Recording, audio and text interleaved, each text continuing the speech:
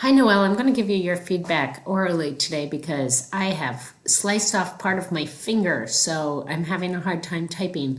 So I was looking at your lesson plan. I was happy to see that you're still doing some starting with fluency, which is really important to kind of build students' kind of pace and intonation with texts.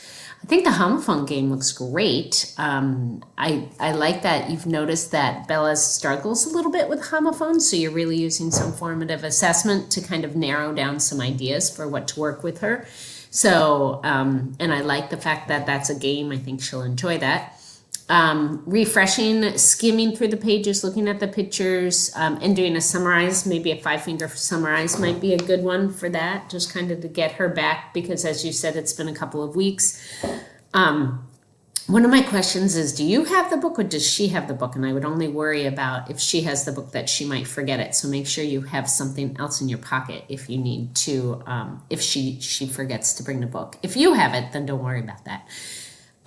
Love that you're thinking of making inferences and just kind of increasing her depth of comprehension there, and the higher level inference-based questions are good. So, and good job with kind of working on your digital stories. So I think your lesson plan sounds great. It seems nice and tight, focused on some really important skills and also reflective of what Bella needs. So good job.